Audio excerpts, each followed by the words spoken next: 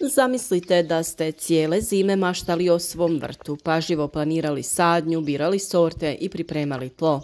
Dolazi proljeće, sunce sja, presadnice su jake i zdrave, a vi puni entuzijazma.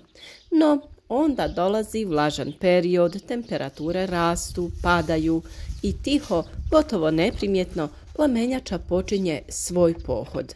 Za nekoliko dana vaše biljke, paradajz, krastavci ili krompiri izgledaju kao da ih je neko namjerno uništio. Sve što ste radili, uzalud je. Zašto se ovo ponavlja iz godine u godinu? Jer većina vrtlara zaboravlja. Plamenjača se ne liječi, ona se sprječava. I što je važnije, najbolji saveznik u toj borbi su prirodni preparati, ali samo ako se koriste pravovremeno i ispravno. No da biste razumjeli kako se protiv nje boriti, morate znati šta je zapravo plamenjača.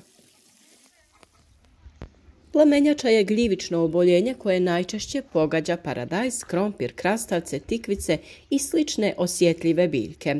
Širi se brzo u uslovima visoke vlažnosti i topline. Njene posljedice su žućenje i sušenje listova, truljenje plodova, pa čak i potpuni gubitak uroda. Jednom kada se pojavi, borba protiv nje postaje teška, naročito ako se ne želi posegnuti za hemijskim fungicidima. Upravo i zato je prevencija ključ i najbolji način da se prirodnim preparatima izborimo protiv ovog gljivičnog oboljenja. Prirodni preparati su naši tihi čuvari zdravog vrta, ali moramo znati kako ih pravilno pripremiti i kako ih koristiti. Na sreću, priroda nam je dala mnoštvo oružja protiv plamenjače, samo ih treba znati prepoznati i ispravno koristiti. Evo u nastavku ovog videa najvažnijih prirodnih preparata za preventivnu zaštitu. Stolisnik smo već spominjali, on sadrži eterična ulja, gorke tvari, tanine i organske kiseline koje imaju antibakterijska, antigljivična i repelentna svojstva. Upravo zbog toga ga koriste svi vrtlari koji se bave ekološkom proizvodnjom. Jedna od najjednostavnijih i najkorisnijih primjena stolisnika u vrtu je čaj za zaštitu biljaka. 20 do 30 grama svježe ili 10 do 15 grama sušene biljke, stabljike, lista i cvijeta prelije se sa 1 litrom ključale vode. Ostavi se poklopljeno da stoji 20 do 30 minuta, procijedi i razrijedi sa još 1 litrom vode.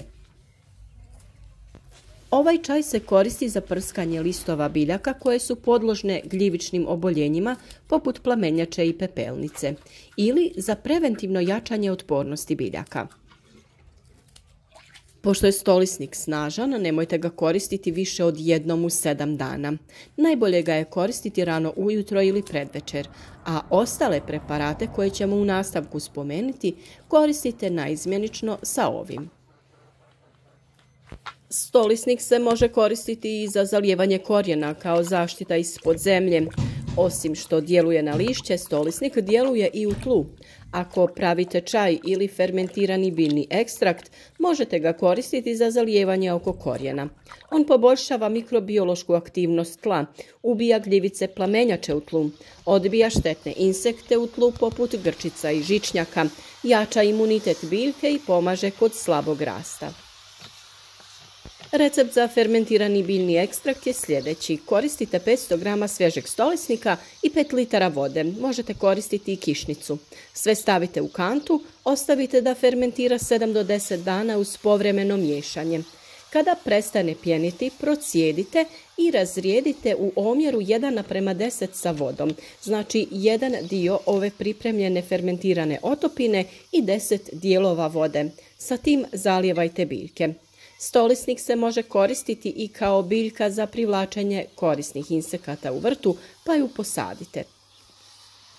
Sljedeći su mlijeko i voda. Da, obična mješavina mlijeka i vode djeluje preventivno protiv plamenjače, zahvaljujući mliječnim enzimima i proteinima koji djeluju kao barijera. Koristi se 1 litra punomasnog mlijeka i 9 litara vode. Prskate svakih 5 do 7 dana, posebno nakon kiše. Poželjno je koristiti svježe domaće mlijeko, ali i kupovno vam može poslužiti. Neka bude sa što većim udjelom masti. Soda bikarbona je sljedeći saveznik. Ona mijenja pH površine lista i time otežava razvoj gljivica. U kombinaciji sa blagim sapunom ili uljem duže se zadržava na biljkama, pa možete u otopinu dodati nekoliko kapi sapuna ili ulja.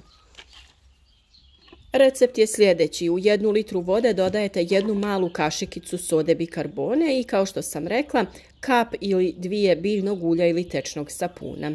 Prskate svakih 5 do 7 dana. Ovo možete kombinirati i sa mlijekom, pa u onu mješavinu mlijeka i vode od 10 litara dodate 1 supenu kašiku sode bikarbone, što je oko 25 grama.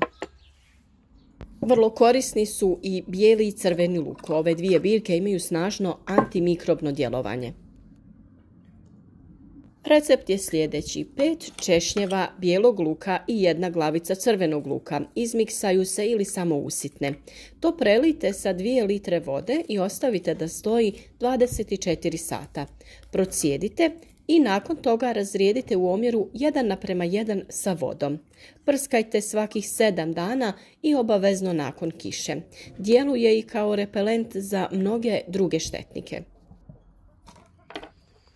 Žara ili kopriva također je izvrsna kod plamenjače. Osim što je izvor dušika, kopriva pomaže i kod jačanja otpornosti biljaka. Recept je taj da se kilogram svježe koprive potopi u 10 litara vode, ostavi da fermentira 7 do 10 dana, to jest dok se ne prestane pjeniti. Za preventivu razrijedite je u omjeru 1:10 sa vodom i prskajte listove. Za prihranu korijena možete ovu otopinu razrijediti u omjeru 1:5 sa vodom. Ovakav pripravak se može koristiti i za sprječavanje pojave lisnih ušiju, ali se treba procijediti i koristiti odmah nakon 24 sata nakon potapanja koprive u vodu.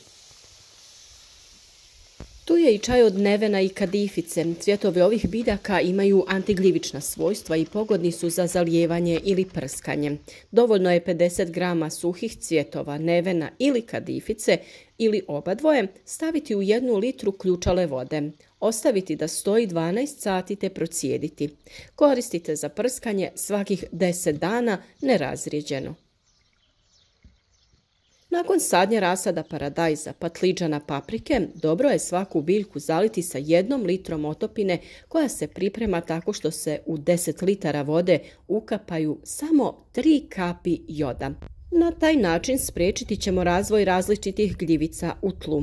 Spore gljivica koje uzrokuju plamenjaču zadržavaju se upravo u tlu i kada se stvore pogodni uslovi prelaze na biljku i napadaju je. Pojavu ovog oboljenja zato prvo i primjećujemo na onim najnižim listovima na našim biljkama. Da biste spriječili pojavu plamenjače na paradajzu, možete napraviti i ovaj sljedeći rastvor. U 9 litara vode pomiješajte 1 litru mlijeka ili surutke i dodajte toj tečnosti 10 kapi joda. Bitno je da taj jod bude onaj od 5% koncentracije. A kada se radi o primjeni bilo kakvih ovih prirodnih preparata, važno je znati kada i kako prskati. Pravilo broj 1. Počni prije nego što vidiš problem. Idealno je početi sa tretmanima 7 do 10 dana nakon presađivanja biljaka na otvoreno, odnosno čim krene intenzivan rast. To obično znači kraj aprila do sredine maja, ovisno o klimi i kulturi i vremenu kada ste posadili biljke u vrt. Najbolje vrijeme za prskanje je rano ujutro ili predvečer. Kada je dan suh, bez jakog vjetra. Nikako nemojte prskati po jakom suncu u sredini dana, tada možete spaliti listove biljaka. Izbjegavajte tretiranje prije kiše jer se tada preparat ispere. Kada se radi o učestalosti, dobro je svakih 5 do 7 dana prskati biljke i važno je to raditi nakon svake jače kiše te ponoviti taj tretman.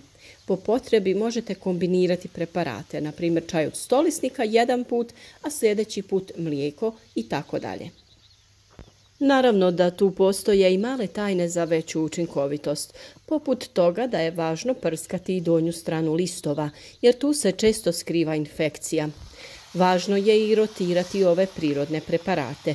jer gljivice mogu razviti otpornost čak i na prirodne supstance.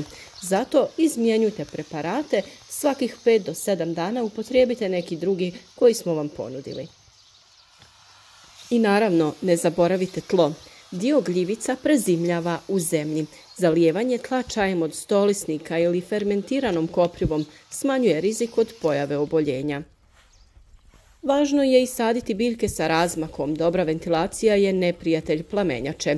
Uklanjajte zapjerke i donje listove iz tog istog razloga. Mnogi vrtlari koriste kombinacije koje djeluju i to vrlo uspješno. Na primjer, svake 2 sedmice čaj od stolisnika, jednom sedmično mlijeko i voda, a obavezno nakon kiše soda bikarbona. Ova taktika čuva biljke, sprječava razvoj bolesti i ne šteti korisnim insektima poput pčela i bumbara. Na kraju svakako možemo zaključiti da je vrt bez hemije itekako moguć. Možda vam se čini kao da je prirodna zaštita više posla nego što vrijedi, ali svaka kap preparata koji sami napravite doprinosi ne samo zdravlju vašeg vrta, već i vašem zdravlju i zdravlju okoliša. Prevencija plamenjače prirodnim sredstvima nije neka bajka. To je stvar iskustva, dosljednosti i ljubavi prema biljkama.